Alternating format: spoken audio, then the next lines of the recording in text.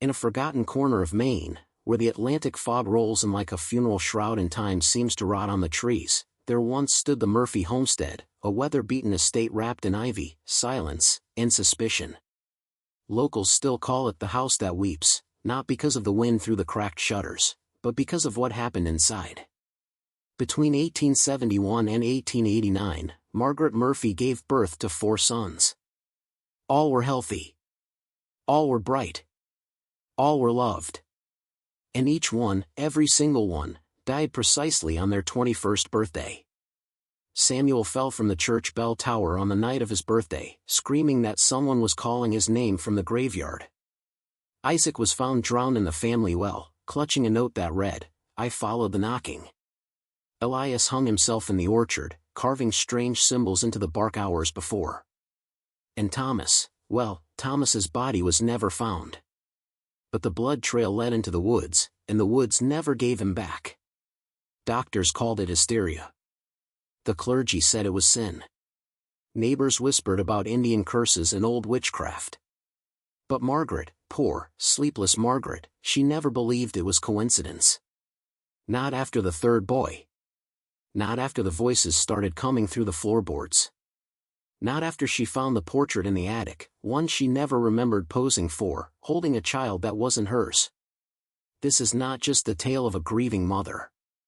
It's the story of a family erased by something patient, ritualistic, and ancient.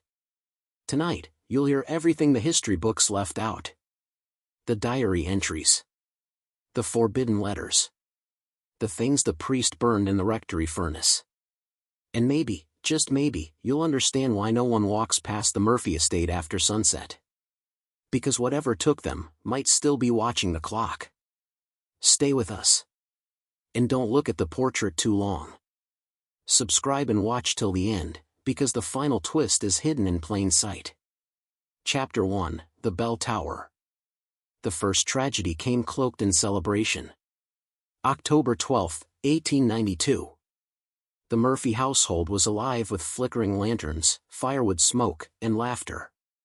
It was Samuel's 21st birthday. The eldest son of Margaret and William Murphy, and their estate in East Grindle, Maine, hadn't seen this much joy since the harvest of '88.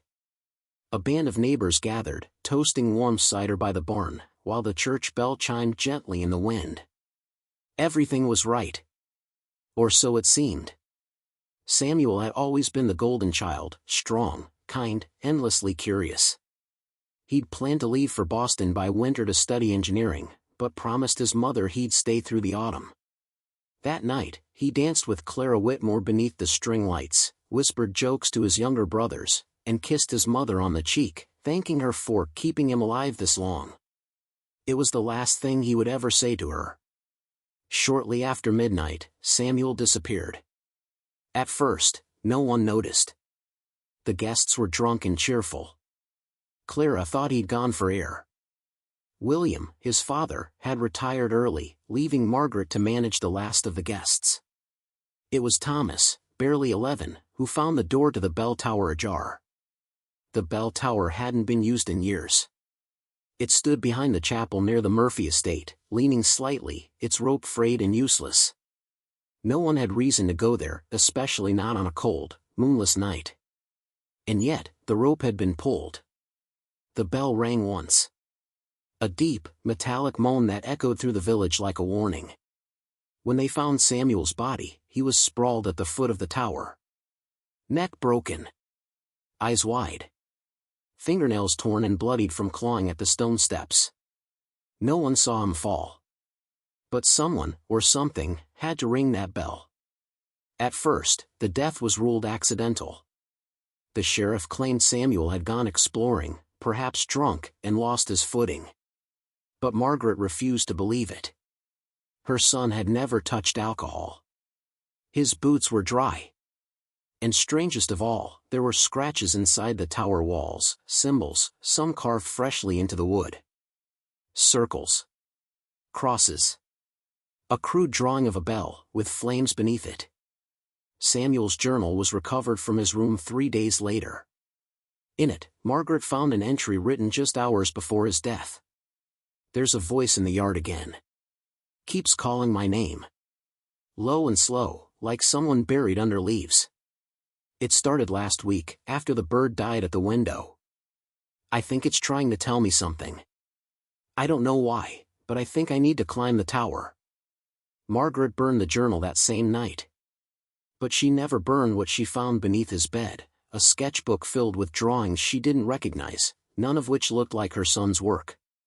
Faces twisted with fear. Hands reaching from dark corners. A child standing in a field of crows, all facing the same direction.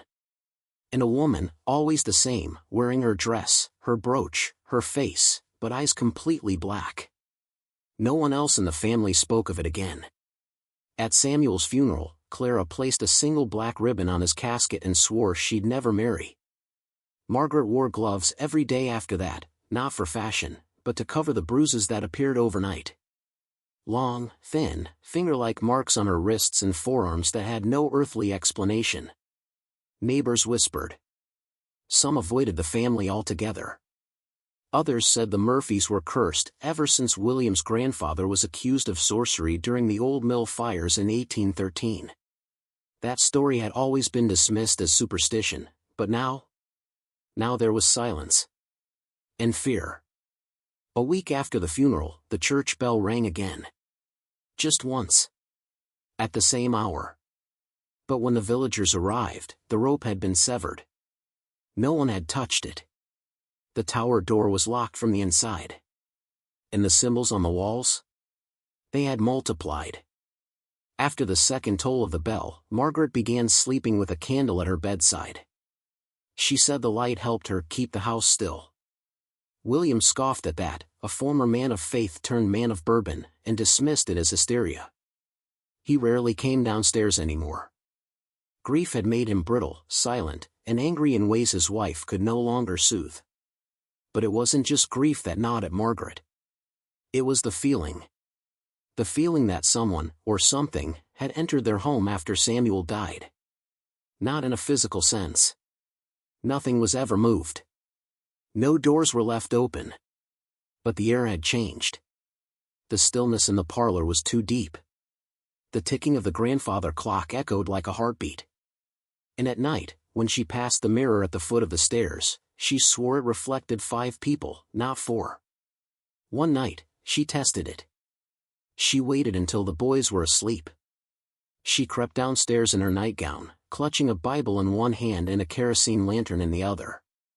She stepped in front of the mirror, just once, and held her breath.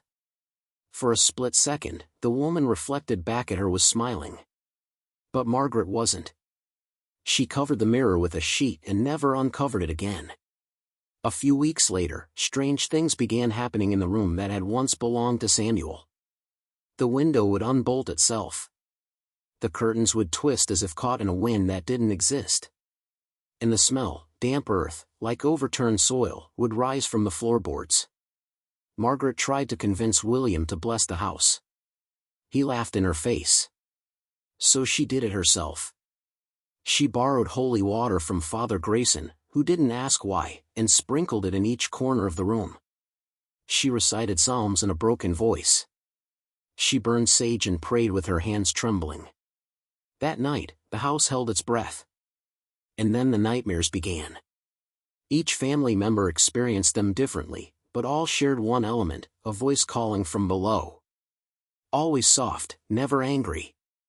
Just, insistent. Repeating their names. Samuel's name.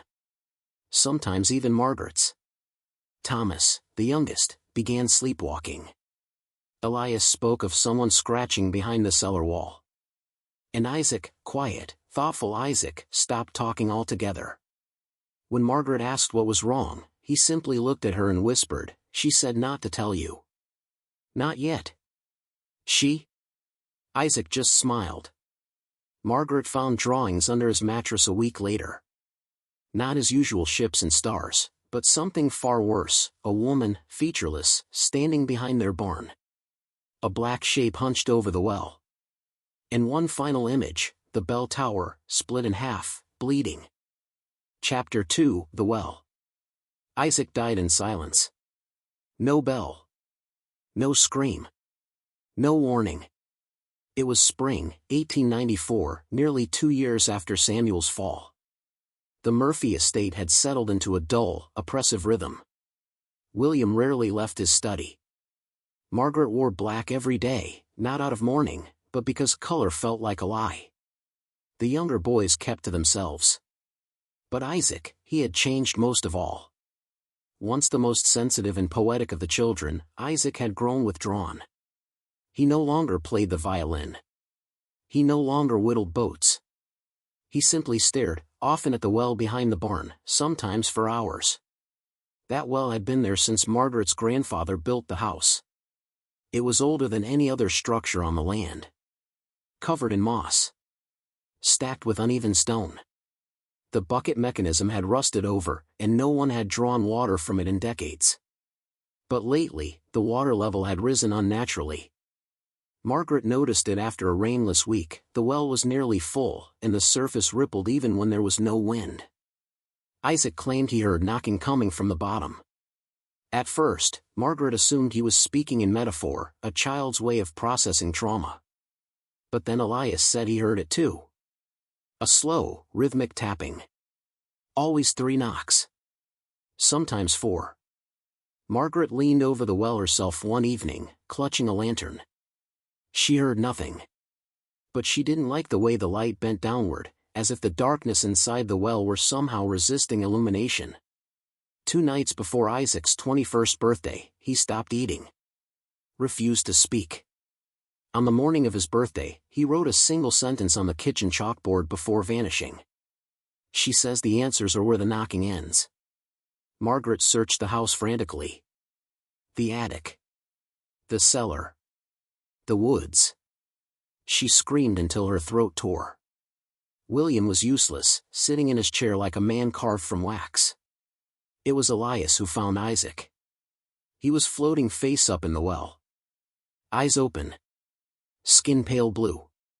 Lips parted, as if he had died mid-whisper. The sheriff was called again. He ruled it a suicide, like Samuel. These things run in families, he said. Tragedy breeds more tragedy. But when Margaret asked how Isaac got into a well with walls too deep to climb and no rope or ladder inside, the sheriff grew quiet. Isaac's body was recovered with great difficulty. But what they found clutched in his frozen hand silenced everyone. A strip of paper. Wet. Torn. Written in Isaac's handwriting, and unmistakably his, despite the uneven letters, were the words. I followed the knocking. Margaret collapsed. She refused to bury him at the church. Instead, she placed his body in a coffin Samuel had carved years ago, originally intended as a joke, a Halloween prop for one of their childish plays.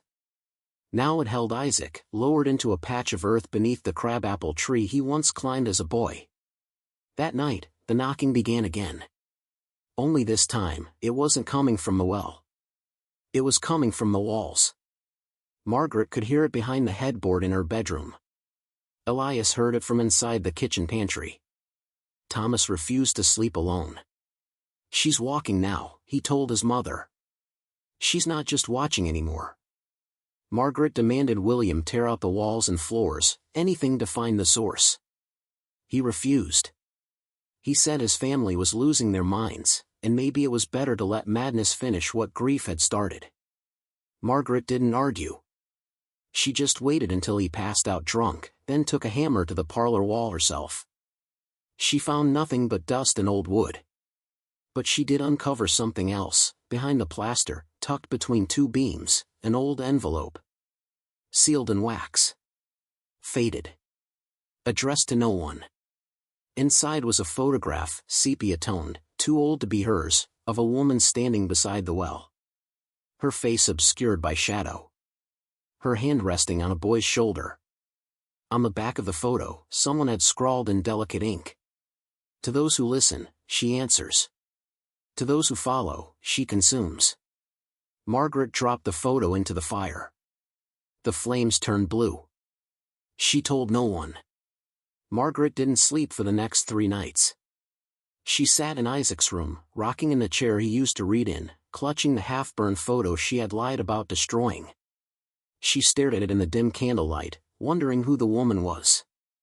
Why was her face always hidden? Why did the shadows around her seem darker than the rest of the photo, almost as if they'd been added afterward? She began to suspect that the photo was older than the house. That week, she asked Father Grayson to come bless the well. He declined. Said he didn't want to meddle in soil that had been claimed. When Margaret asked what he meant, he simply said, "Not all ground is consecrated, my child. Some is taken." After that, Margaret stopped asking for help. Instead, she poured salt in a circle around the well.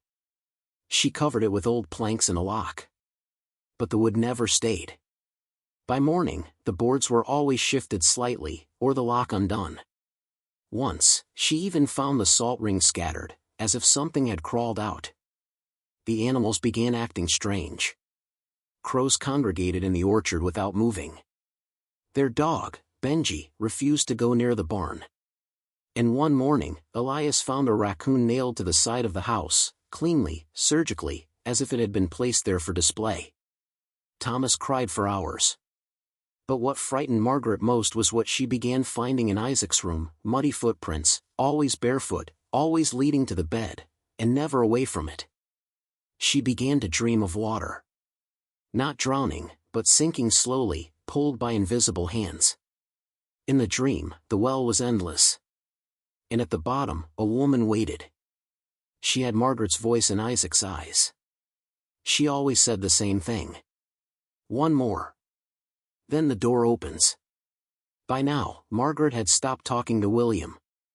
He was barely alive, drifting through the halls like a shadow, muttering prayers to a God that never answered. His hair had gone white in a matter of weeks. One afternoon, Thomas came to her with something clenched in his fist. It was a small silver locket. Inside was a piece of hair, black and oily, coiled like a parasite. It wasn't from any of them. When Margaret asked where he found it, Thomas pointed at the well. But the well had been sealed. That night, Margaret stood watch beside it, shotgun in hand. Nothing came out. But just before dawn, the bell rang once. And this time, it wasn't from the church. It was from the trees. Chapter 3, The Orchard. Elias began drawing on the trees before he stopped speaking. It started with simple lines, scratched into the bark behind the barn. No one thought much of it. He'd always been the quiet one, prone to carving little ships or initials with his pocket knife. But soon the markings became obsessive. Circles inside circles. Jagged crosses.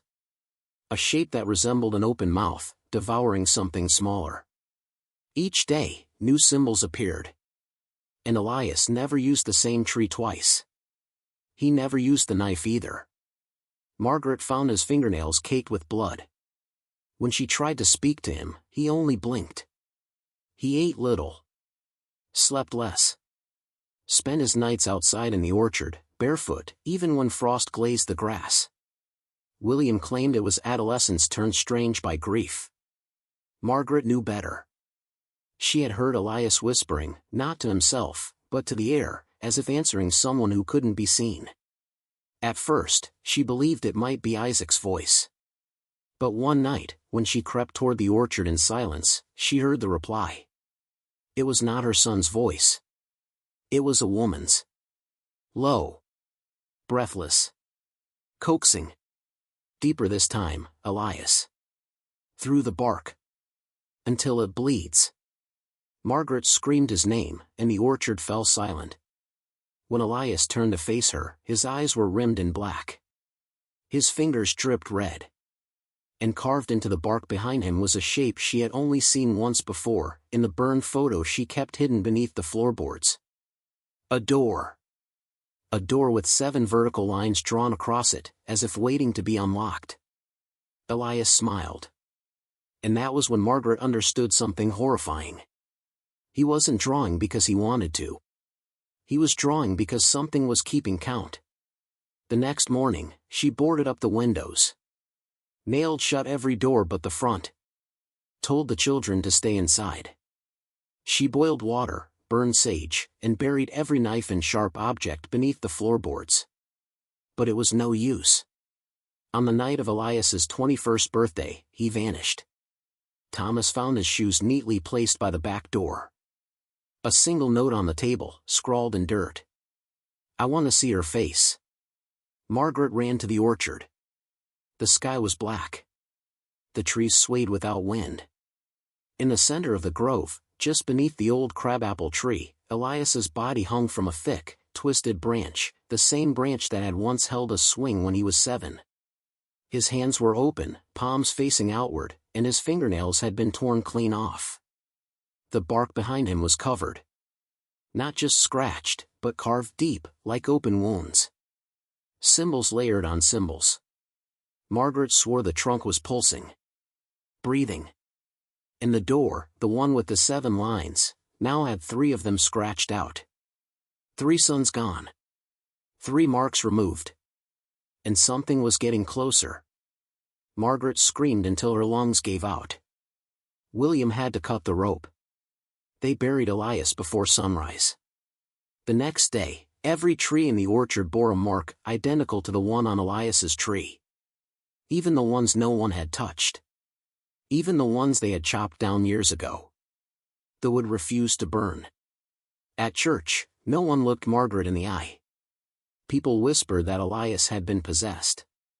Others said the orchard was cursed, that something had taken root beneath it long ago. One woman claimed the land had once belonged to a midwife accused of witchcraft, burned alive in 1752. But Margaret knew the truth wasn't that clean.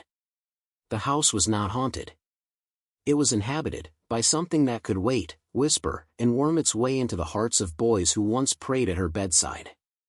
That night, Margaret stood alone in the orchard and poured lamp oil on the trees. She lit the match. The flame bloomed high, and then died. The wood refused. And somewhere in the dark, the bell tolled again. This time, for chimes. Even though only 3 sons had died. Even though the church tower had long since collapsed. The sound of the bell stayed in her ears for hours. Margaret sat awake at the kitchen table, watching the front door. She had locked it 3 times. She placed a crucifix above the frame and spread salt across the threshold. Her hands trembled as she prayed aloud, but her voice sounded hollow, as if the house were swallowing the words before they could reach heaven. She barely noticed when William entered the room. He stood behind her for a long time before speaking. "I saw her too." Margaret turned slowly. William's eyes were bloodshot, his face gaunt. In his hand, he held a bundle of paper, torn pages from the Bible. The ones he had ripped out over the past year in a silent rage against his God. She stands at the end of the hall. Every night. And now, she speaks. Margaret rose to her feet. What does she say? William looked at her, broken, finally, and whispered. She says you opened the door. Then he collapsed. He died 3 days later in his chair, staring out the window. The doctor blamed heart failure. But when Margaret bathed his body, she found his tongue was black, as if something had gripped it in the final moments and crushed it from within. Margaret didn't weep. She simply buried him next to Elias. And then she took Thomas and boarded up the orchard. She nailed every door shut. Hung rosaries from every nail. Covered the mirrors. Threw salt in every corner. She read from scripture until her throat cracked. But Thomas had already begun to change. She found drawings under his bed, not of symbols, but of people. People with no faces. People standing in doorways. People with her silhouette but someone else's hands.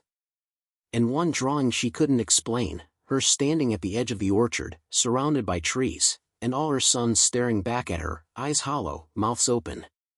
"Where did you see this, Thomas?" "I didn't see it," he said. "She showed it to me." "Who?" "The woman in the floor." Margaret dragged him into the church that Sunday, screaming, weeping, begging the father to bless her only son. But the father was gone. The chapel doors were locked. And nailed to the front was a crude wooden sign, scrawled in red. Let her finish what she started. Chapter 4, The Last Son. Thomas turned 20 on a Thursday. Margaret had been counting the days obsessively, each one marked in red on a calendar she no longer trusted. She had crossed out Sundays, scratched Latin prayers into the margins, and carved XS over the dates her other sons had died. Samuel, Isaac, Elias. Now there was only one box left. The one labeled October 18th. Thomas's 21st birthday. She didn't sleep the night before. She stood at the foot of his bed like a sentinel, shotgun in hand, rosary in the other. She taped verses to the walls. She poured salt around the bed. She prayed louder and louder until her voice cracked and bled. But Thomas didn't move. He hadn't spoken in weeks. He hadn't eaten in days. And yet, he was not wasting away. His skin was pale, yes, but not sunken. His eyes were open. Watching. Following.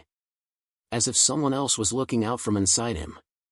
And sometimes, Margaret could swear he blinked, out of rhythm. In the days leading up to the birthday, the house began to change. The grandfather clock ticked backwards. Windows that had been nailed shut were found open in the mornings. Water dripped from the ceilings even though there'd been no rain.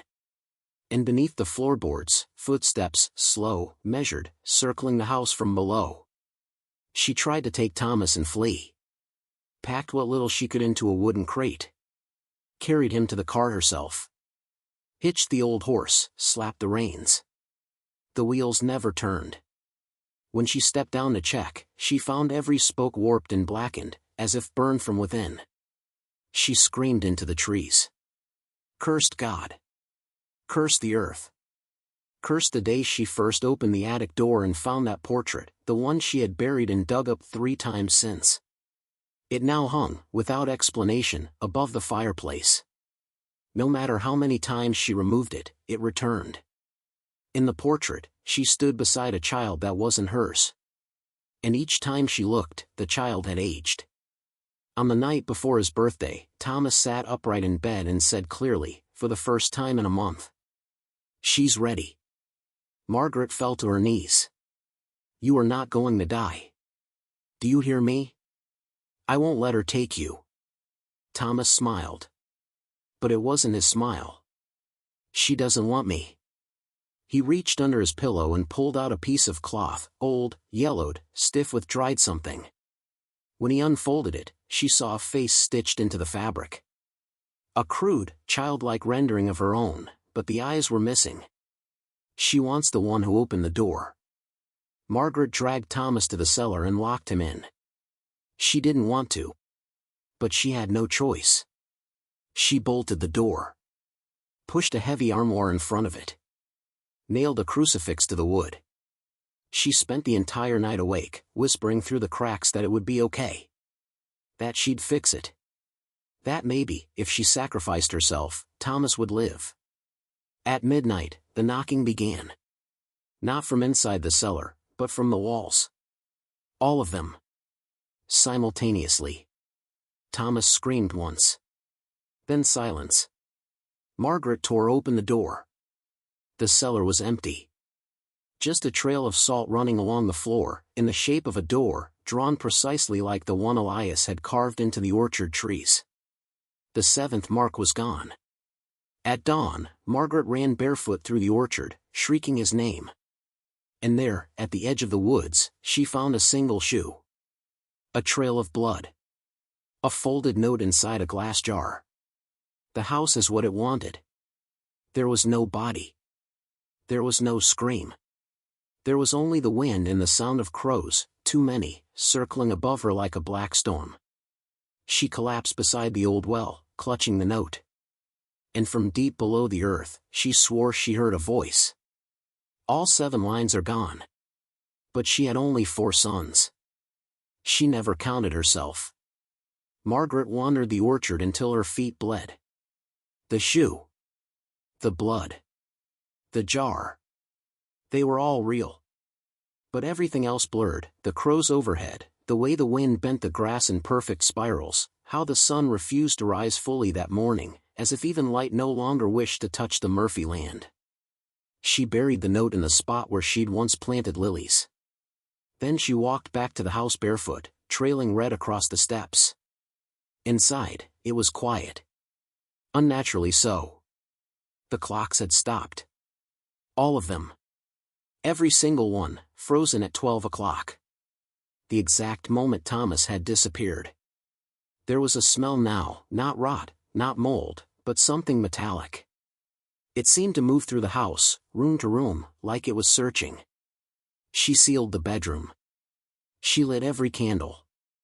She boarded the cellar shut again. But it didn't matter. The portrait was waiting for her when she turned around, in the hallway now. And the child beside her in the image had grown taller. His eyes were her eyes. His face was her brother's face. That night, she slept for the first time in days. And she dreamed she was giving birth. But not to a son. To a copy of herself, screaming, blood-soaked, full of teeth.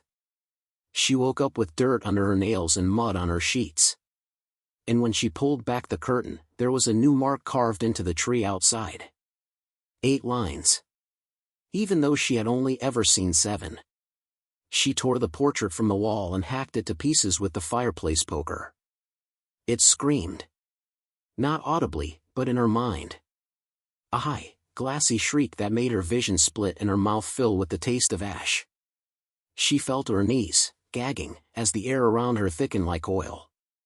When she came to, the portrait was whole again. Hung neatly above the mantel. The child's face in the painting was now clear. It was her as a girl. Standing beside herself as a mother. Margaret began tearing up floorboards, looking for answers. She dug through old trunks, flipped through Bibles, clawed at the wallpaper until she found wood. And behind one of the walls, tucked into a hollow in the foundation, she found a cradle. Dusty. Splintered. Wrapped in a black cloth. Inside, a tiny dress. Stained red. Pinned to it was a note, in the same handwriting she had seen on the jar. The child who was never named still counts. That night, the wind howled through the fireplace even though it was bricked shut. A baby cried from inside the walls. And when Margaret looked at the mirror near the stairs, the one she had kept covered for years, the sheet was gone. In the reflection, she was holding something. Not in her hands, but in her arms. Rocking. Whispering. The cradle by the mirror was empty, but the reflection was not. Chapter 5, The Seventh Name. Margaret stopped counting days. There was no point. The clocks no longer worked. The light through the windows didn't follow the sun. Time had twisted in the house, stretched, paused, reversed. Sometimes she woke to night. Sometimes to a bleeding red sky. Sometimes not at all. She had stopped eating. The food tasted like dirt. The water ran black, then stopped running altogether. Her lips cracked. Her fingernails yellowed. Her hair fell out in tufts. But still, she stayed. Because she remembered now. She remembered what she had tried to forget for 21 years. Before Samuel, before Isaac, before Elias and Thomas, there had been another child. A girl. Born blue. Not breathing. William had named her Lucy before wrapping her in a cloth and carrying her out into the woods without a word. Margaret had been too weak, 2 days from blood loss and morphine to stop him. The midwife, a stranger from out of town, told her, days later, she never belonged to this place. Not with eyes like that. Margaret had never seen those eyes. She wasn't allowed. William buried Lucy under a twisted pine, far beyond the orchard, in a patch of land that no animals crossed. He never marked the grave. Never spoke her name again. Neither did Margaret. Until now. She returned to that place barefoot, in the middle of the night, carrying nothing but a candle and the cradle she had found behind the wall. The grass didn't grow there. The soil was gray. Even the wind stopped as she approached. She dropped to her knees and began to dig. Hands, not tools. She tore through the earth like it owed her something. When her fingers struck wood, she paused. Not because she was afraid, but because the ground sighed, as if exhaling something trapped for decades. She found no bones. Only a slip of cloth. And a lock of black hair, still warm. The moment she touched it, the house screamed. Not literally. Not in a sound. But in sensation. The walls convulsed. The windows shattered inward. Every mirror cracked in the same spiral pattern. And the orchard trees bent toward the house like they were listening. She ran. But the house was already inside her. When she returned, the portrait had changed again. She wasn't in it anymore. Now it was just the child. Standing alone. Smiling. With 7 scratched out lines beside her. Margaret began hearing lullabies in the dark. She recognized the melody. It was the one she used to hum without knowing why. A tune she never taught her sons, yet each of them had whistled it in childhood. The child in the walls, Lucy, had been there all along. Waiting. She began speaking to Margaret directly now. Not in dreams. Not in symbols.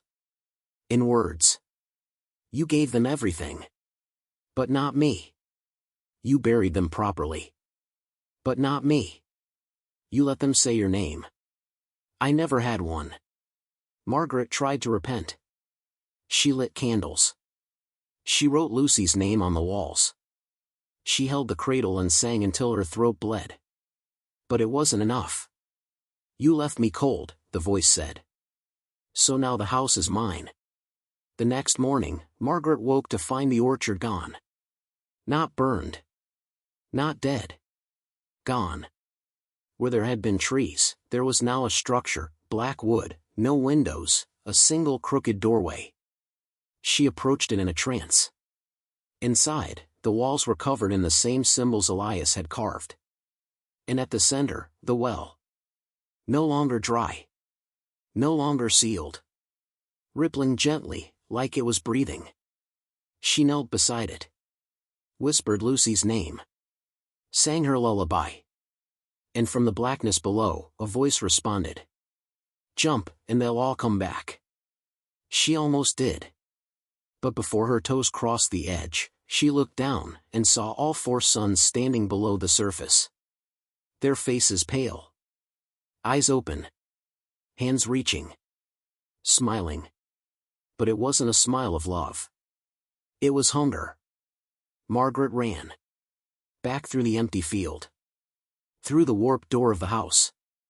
Through the hallway of mirrors, where her reflection no longer matched her movements. Through the kitchen, where the stove burned with a flame the color of bone. She ran to the attic, the place she had always feared most. And there, nailed to the ceiling, was a cradle made of ribs. Inside it, a doll. Made of hair and cloth. With her own eyes stitched into the face. And a note pinned to its chest. The 8th waits. She couldn't scream. Her throat wouldn't open. Her lungs wouldn't move. The sight of the cradle above her, its ribs curved like fingers, the doll staring down with her own eyes, froze every nerve in her body. She felt her knees, trembling, and whispered. I'm sorry. The house laughed. It began low, like wood creaking, then grew. The floorboards buckled. The wallpaper peeled itself from the walls in long, slow strips. The windows didn't shatter this time, they simply vanished, leaving behind only blackness. The air turned thick, hot. The smell of milk gone sour, of blood and dust and smoke. The mirror at the top of the stairs cracked, then liquefied. In its reflection, Margaret saw every version of herself, the mother, the child, the ghost, flickering like candlelight. Each one holding something different, a baby, a knife, a book, a bundle of roots. And behind each version stood Lucy. Smiling. You made me alone, the voices said in unison. Now I make you mine. Margaret turned and ran, but every door now led back to the same room. The nursery. No matter how far she fled, how many walls she broke through, she always returned to the same space, the crib, the portrait, the mirror. Even the time of day refused to change. The house had frozen at midnight. Forever. For days, or hours, or centuries, Margaret remained there. Sometimes sobbing. Sometimes silent. Sometimes speaking to her reflection, begging it to tell her what to do. At one point, she took the doll from the cradle and cradled it like a child. It stopped shaking. So Ella sang. Again. Again. Again. And Lucy listened. Until the floor cracked. Until the tree roots burst through the wood, wrapping around Margaret's ankles, wrists, throat. Not to strangle, but to hold. To keep her. And in that final moment, Margaret did not resist. She looked at the walls, now covered in hundreds of names. Names she did not recognize. And at the bottom, freshly written in red, was Margaret Murphy, the seventh child. Chapter 6, The House That Weeps. The Murphy estate stood empty for 37 years. Weather ate the paint. Ivy cracked the brick. The windows clouded with grime. But no one touched the house, not the town council, not the church, not even the tax collectors. Locals crossed the street when they walked by. Children dared each other to throw stones at the front door, but none ever hit it. Because the house wasn't just abandoned. It was waiting. In 1932, after decades of legal limbo, the deed was quietly transferred to a man named Everett Hensley. He was not from East Grindle. Not even from Maine. A professor of folklore from Providence, with a limp and a fascination with forgotten places. He bought the land for $3 and a handshake. When the lawyer warned him about what folks around here say, Hensley only smiled and said, "I don't believe in ghosts." 3 weeks later, he moved in. Alone. Hensley began cataloging what remained. He took photographs of the orchard, now overgrown and twisted into unnatural shapes. He took soil samples from beneath the well, and water samples from within it. He found no living birds on the property, though he once watched 37 crows land on the roof at once and not move for hours. In the attic, he discovered a cradle. Empty. In the parlor, a portrait, cracked and yellowed, of a woman standing beside a child. The child's face had been scratched out. When Hensley asked the librarian if she had records of the Murphy family, she said, "No one ever lived there." He asked the church for burial records. The priest went pale and said, "The ground is unsanctified." Hensley didn't care. He stayed. And slowly, he changed. His letters to the university grew erratic. Pages filled with circular logic, sketches of keys, of doors, of names written backward. He stopped answering the door. He stopped leaving the house. Then one day, the postman looked through the window and saw 7 candles lit in the hallway. One for each of the Murphy boys. But there had only been 4. Locals say he was found years later, sitting in a chair at the top of the stairs, smiling. There was no body. Just the chair, the smile carved into the wallpaper behind him, and a note. "I found the 8th. Now and then, brave souls still try to visit the Murphy estate. Ghost hunters. Urban explorers. Teenagers with cameras. They never stay long. Some claim to hear crying behind the walls. Others say the mirrors don't reflect them. A few have claimed they woke up with dirt in their mouths, even though they never slept. But all agree on one thing. The house is not haunted. It is inhabited. And every 21 years, it wakes up."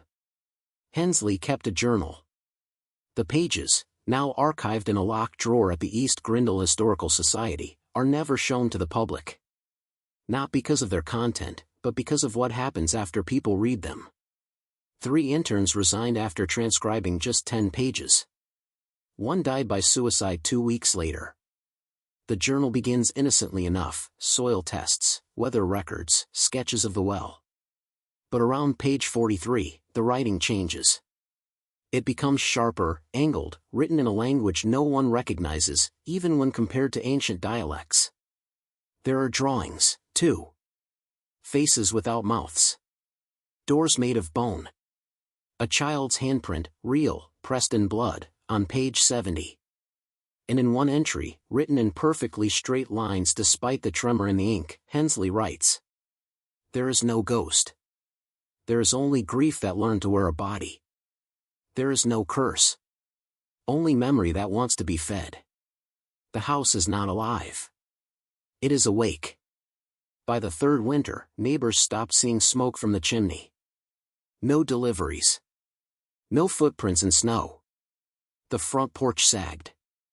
The well overflowed with water despite no rainfall. One spring, a boy disappeared after sneaking in with his older brother. Only the older sibling returned. When asked what happened, he simply said, "She liked him more." He never spoke again. In 1954, the town voted to condemn the property. But when the demolition crew arrived, the house was different. Larger. The trees had moved, surrounding the house like sentinels. The well had a lid made of glass. And in the field, someone had arranged 7 stones in a circle, each with a name carved into it. One of the names was Margaret Murphy. The second was Lucy. The 7th was blank. The crew refused to touch the property. One quit on the spot. Another began weeping uncontrollably when he stepped over the threshold. His nose bled for hours. They left before sunset. They never came back. To this day, no one claims ownership of the land. Mail is returned unopened. GPS maps blur when you zoom in. Cell phones lose signal within a mile radius. No birds nest nearby. No animals cross the property line. But sometimes, in the stillness before dawn, hikers report hearing music. A lullaby, faint and slow. And the sound of nails scraping wood. The local paper once printed an editorial titled "The House That Weeps." It was meant as metaphor. But the day after publication, the editor arrived to find the front page soaked with water, the ink bleeding down like tears. No one else's copy was damaged. Only hers. She quit journalism the same day and hasn't spoken of it since. The town of East Grindle eventually stopped mentioning the Murphys at all. No plaques. No historical tours. No school lessons. The land was removed from county maps in 1971 after 3 surveyors failed to locate it, even though they had GPS, compasses, and clear instructions. They returned after 13 hours, pale and confused, claiming they had walked in circles around the same tree, even though no such tree existed when others visited the area days later. Their shoes were soaked with salt water. There is no ocean within 20 miles. In 1989, a group of college students tried to spend the night inside the Murphy house for a documentary project. Only one of the 6 tapes was recovered. The footage is disjointed, screams, laughter, sudden silence. Then just breathing. For 47 minutes. Steady. Human. Close to the microphone. At the end of the tape, a girl whispers. She knows we remembered her. The final frame shows a child's hand pressing against the lens. No bodies were ever found. But the house remains. No matter what storms come, no matter how many trees fall or how deep the frost settles in winter, the house stands. The candles in the windows relight themselves every autumn. The cradle in the attic rocks on its own. And the orchard, once thought dead, still bears fruit every 7 years, fruit no one dares to eat. The seeds are black. The flesh, pale and dry. Some say if you cut it open just right, you'll find a small tooth inside. Tourists pass through East Grindle now and then, curious about the town with no official founding date. They see the boarded windows. They ask why no one lives at the end of Crow Hollow Road.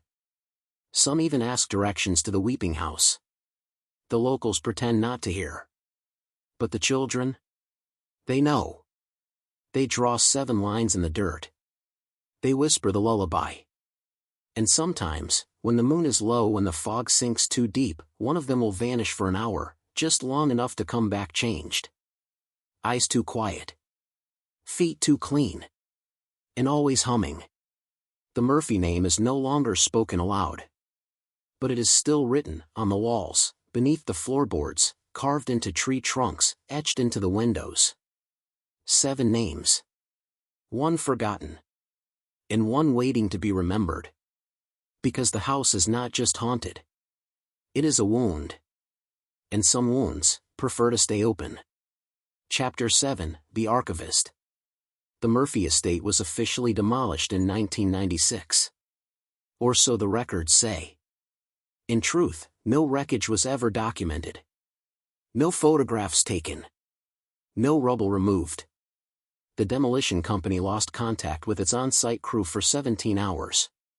When they returned, dazed and barefoot, they refused to speak of what they had seen. The lead foreman was found a week later in a motel room in Bangor. He had carved 7 lines into the walls. And beside them, a note. 1 name is missing. That's how it stays alive. In 2023, 38-year-old Claire Denham was hired by the East Grindle Historical Society to digitize the town's forgotten records. She had no ties to the area. No beliefs in superstition. Only a fascination with small-town legends. She thought the Murphy story was a myth. A rural ghost tale. The kind of thing lonely towns invented to feel interesting. Until she found the journal. It wasn't catalogued. It wasn't even stored correctly. Just sealed in wax paper, stuffed between records on railway expansions. The first page was stained. The second was scorched. The third simply read. Margaret Murphy, testimony withheld. And beneath that, there were never just 7. Claire began reading. She didn't mean to finish it all in one sitting, but the house grew around her as she turned each page. The images felt real. The orchard. The well. The portrait. The drawings. The door. She dreamed that night of a girl with no eyes, whispering in her sleep. You opened it. Over the next weeks, Claire became obsessed. She stopped answering emails. Her audio recordings became fragmented, full of static and murmuring voices that only she seemed to hear. Her laptop crashed twice while trying to scan the 7th entry. She returned to the original site, or what should have been the site. There was no house. No ruins. But there were stones in the field. 7, arranged in a crooked ring. 1 with a name she didn't recognize, Claire Denham. She told no one. But she did what researchers do, she documented. She uploaded scans of Margaret's writing. She started a blog. She recorded herself reading the entries aloud. She included maps, sketches, references to the orchard symbols. People noticed. Not many. Just enough. 1 user sent a message, the house still breathes. It moved north. Another, don't say her name out loud. A third, did you count the lines on your front door? Claire stopped posting. But it was too late. The blog had already been mirrored on other sites. Threads started on Reddit. Podcasts speculated about the lost Murphy curse. A horror novelist announced a book inspired by a forgotten New England legend. People began saying the name again. Lucy. And something heard it. Claire vanished on December 14, 2023. Her apartment was found empty. Her computer melted from the inside. Her windows boarded shut, from the inside. Neighbors claimed they heard a baby crying the night before. Police found the floorboards scratched. 7 lines, freshly carved. And above them, in ink that had soaked through the ceiling beams. I am not the last. Months later, a YouTuber visited East Grindle to film a video on unsolved American hauntings. He brought a drone. A camera crew. A psychic. They found nothing. Until the psychic asked, "Why is the baby still hungry?" And the drone footage, only seen once before it was taken offline, captured a blink-and-you-miss-it moment, in the reflection of a muddy puddle beside the orchard. A cradle. Rocking. The comments were immediate. Did anyone else see the reflection? Why is the audio reversed at 14:06? Who's humming at the end? The account was deleted within 48 hours. But some viewers kept the file. And when they played it backwards, slowed, filtered, they heard one phrase whispered beneath the static. There were never just 7. Epilogue, the cradle remains. No one remembers building the house. It wasn't on any zoning plan. No company was hired. No contractor signed a permit. It simply appeared, quiet, neutral, forgettable, on the edge of Ashfield, Vermont. White siding. 3 bedrooms. A small front porch. Nothing unusual. Except that it was exactly where Claire Denham's last GPS signal had pinged. The town welcomed the new residents. A couple from Oregon. 2 kids. A third on the way. Polite, private, the kind of family that waves but doesn't linger. Their names weren't Murphy. They had no ties to East Grendel. They knew nothing of Lucy. And yet, from the moment they moved in, the trees leaned toward the house. Their son, Micah, began sleepwalking. Their daughter, Lily, developed night terrors. The baby, born 3 months early, never cried, not once. The mother said, "It's like she's already been here before." One night, the father found a cradle in the attic. Dustless. Wooden. Rocking gently. No one remembered bringing it up. No one knew where it came from. But it remained, even when they tried to throw it out. The next morning, it was back. In Lily's room. Rocking. Empty. Neighbors reported seeing children standing in the upstairs windows, even when both kids were accounted for. A UPS driver swore the mailbox whispered. A dog refused to cross the lawn and died 2 days later, eyes open, tongue blue. No one connected it to the Murphy estate. Because no one spoke that name anymore. But sometimes, if you walk far enough into the trees behind the house, you'll find stones. 7 of them. Uneven. Weathered. And if you press your ear to the ground, you might hear humming. The house is modern now. It has Wi-Fi. Solar panels. Security cameras. But none of the recordings save. And the mirrors fog from the inside. The cradle remains. And every few weeks, the mother wakes up to find her baby gone, only to discover her rocking herself in the nursery chair. Fast asleep. Humming a tune no one taught her. A lullaby with no words. Just breath. Just hunger. One night, the daughter asks her father a question at dinner. "Why does the baby in the attic have my face?" He drops his fork. She never speaks of it again. In a town 30 miles away, a schoolteacher corrects a student's drawing. "You wrote too many names," she says. But the child insists. There were 8. In a nursing home in Massachusetts, a blind woman begins screaming during a thunderstorm. She hasn't spoken in years. What she repeats, over and over, is this: "You don't bury the child. The child buries you." The cradle remains. And when it rocks at night, the house sighs. Not haunted. Not cursed. Just remembering.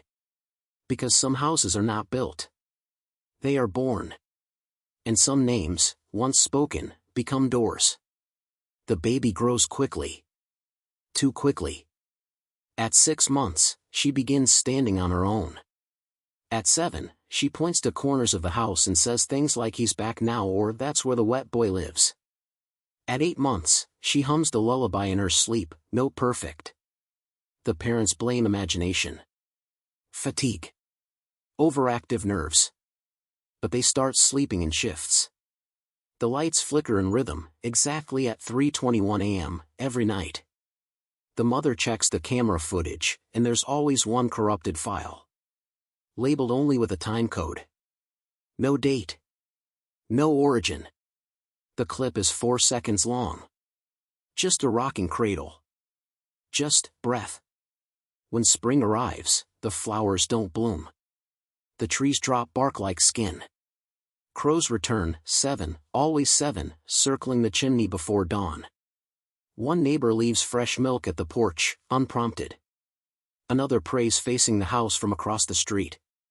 No one dares to knock. Down in the basement, behind the water heater, the father finds an old box he doesn't remember putting there. Inside, 7 coins, each blackened, each marked with a line. And a folded photograph.